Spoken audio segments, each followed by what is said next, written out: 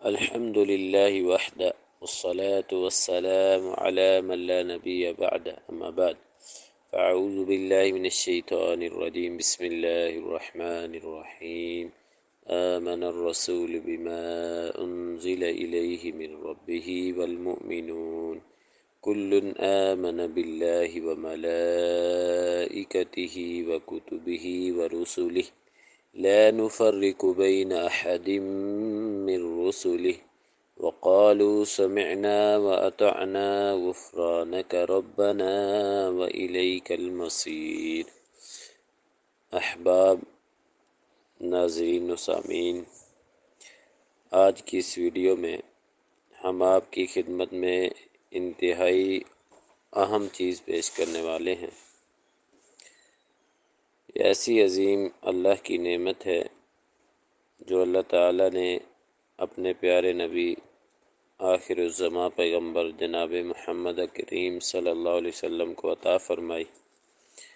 آپ کے علاوہ یہ عظیم نور اور نعمت کسی کو عطا نہیں ہوا۔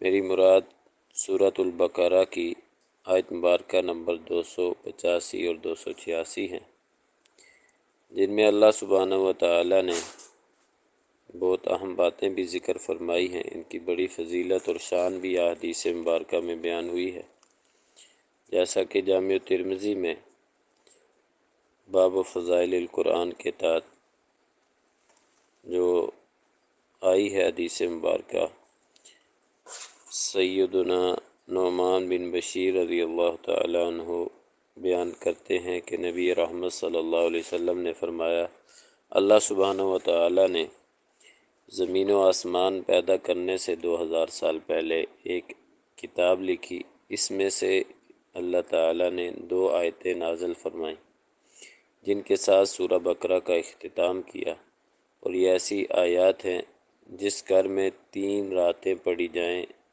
تو شیطان اس گھر کے قریب نہیں آ سکے گا۔ سورہ بقرہ کی آخری آیات، جس گھر میں 3 راتیں پڑھی جائیں شیطان اس گھر کے قریب نہیں آ سکے گا۔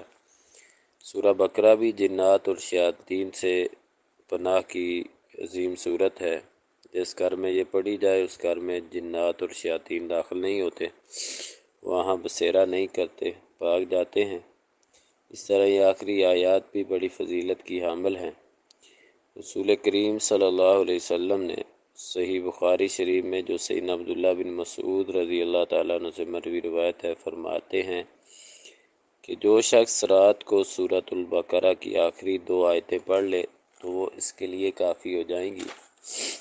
سیدنا عبداللہ بن عباس رضی اللہ تعالی عنہما بیان کرتے ہیں، صحیح مسلم وغیرہ میں حدیث مبارکہ ہے کہ ایک دن جبرائیل علیہ السلام رسول رحمت صلی اللہ علیہ وسلم کے پاس بیٹھے ہوئے تھے کہ انہوں نے اوپر سے ایک زوردار آواز سنی۔ انہوں نے سر اٹھایا، پھر فرمانے لگے، یہ آسمان کا دروازہ ہے جو آج کھولا گیا ہے، آج سے پہلے کبھی نہیں کھولا گیا۔ پھر اس دروازے سے ایک فرشتہ اترا۔ جبرائیل علیہ السلام نے فرمایا، یہ ایک فرشتہ ہے جو آج زمین کی طرف نازل ہوا، آج سے پہلے کبھی نازل بھی نہیں ہوا۔ پھر اس فرشتے نے رسول کریم صلی اللہ علیہ وسلم کو سلام کیا اور کہا، 2 نوروں کی خوشخبری سنیے آپ، یہ دونوں صرف آپ کو عطا کیے گئے ہیں، آپ سے پہلے کسی نبی کو عطا نہیں کیے گئے۔ ایک نور سورۃ الفاتحہ ہے اور دوسرا نور سورہ بقرہ کی آخری آیات ہے۔ آپ جب کبھی ان دونوں میں سے کوئی کلمہ تلاوت کریں گے تو آپ کو مانگی ہوئی چیز مل جائے گی۔ گویا کہ سورۃ الفاتحہ اور سورہ بقرہ کی آخری آیات میں اگر کچھ پڑھیں اور اللہ سے دعا مانگیں تو اللہ سبحانہ و تعالی دعا قبول فرماتے ہیں۔ اب ان آیات کا آپ ترجمہ اور ملاحظہ فرمائیں۔ یہ آیات نبی رحمت صلی اللہ علیہ وسلم کو معراج کے موقع پر سدرۃ المنتہا کے پاس عطا فرمائی گئی۔ اللہ کی طرف سے یہ نعمت عظمیٰ عطا ہوئی۔ اسی طرح یہ آسمان سے پھر ان کی خوشخبری نازل فرمائی گئی۔ تو اس سے پہلے والی آیات جو ہیں، یہ بعد والی 2 آیتیں آخری سورۃ البقرہ کی پہلے والی آیت کو منسوخ کرتی ہیں۔ گویا دیکھیے آپ ان کا ترجمہ ملاحظہ فرمائیں، انشاءاللہ بات سمجھ آئے گی۔ آمن الرسول بما انزل الیہ من ربہ والمؤمنون، یہ رسول اس پر ایمان لایا جو اس کے رب کی جانب سے اس کی طرف نازل کیا گیا، اور سب مومن بھی، والمؤمنون اور سارے کے سارے مومن بھی، کل ہر ایک ان میں سے، آمن باللہ اللہ پر ایمان لایا، و ملائکتہ اللہ تعالیٰ کے فرشتوں پر، و کتبہ اللہ تعالیٰ کی کتابوں کا پر، و رسلہ اور اس کے رسولوں پر بھی، لا نفرق بین احد من رسلہ ہم اس کے رسولوں میں سے کسی ایک کے درمیان فرق نہیں کرتے، وقالوا سمعنا واطعنا اور انہوں نے کہا ہم نے سنا اور ہم نے بات مانی، اطاعت کی، غفرانک ربنا والیک المصیر تیری بخشش کے بھی ہم طلبگار ہیں ہمارے رب، اور تیری طرف ہم نے لوٹ کر جانا ہے۔ تو یہ آیت جو ہے پہلی آیت کی ناسخ ٹھہری، جس میں تھا کہ وَإِن تُبْدُوا مَا فِي أَنفُسِكُمْ أَوْ تُخْفُوهُ يُحَاسِبْكُم بِهِ اللَّهُ، اللہ جو تم چھپاؤ یا ظاہر کرو سب کا محاسبہ کرنے والا ہے۔ تو بعد والی آیت نے اس کو ناسخ کر دیا۔ یہ دیکھیں، ملاحظہ کریں، لا یکلف اللہ نفسا الا وسعها، اللہ کسی جان کو تکلیف نہیں دیتے مگر اس کی گنجائش کے مطابق۔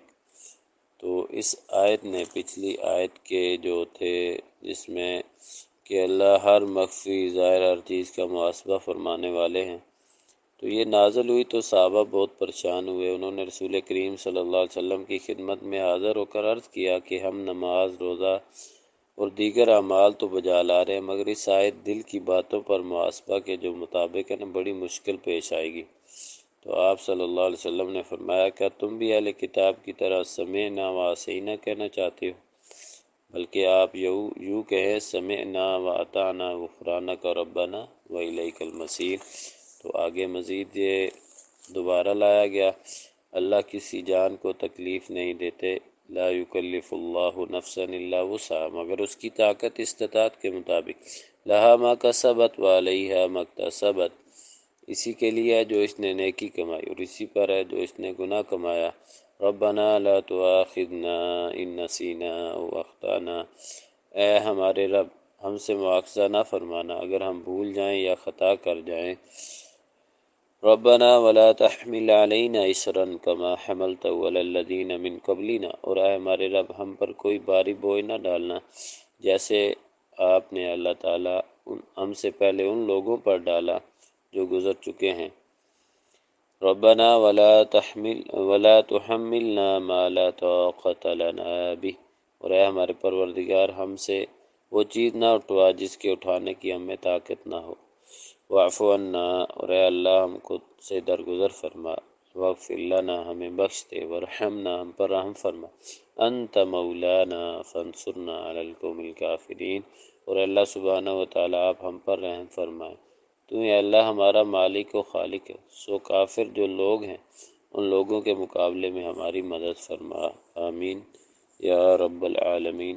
یہ انتہائی عام سورۃ البقرہ جو سورت ہے اور اس کی آخری آیات وہ بھی بڑی فضیلت کی حامل ہیں جو آپ نے سن لی ہے مختصر انداز میں۔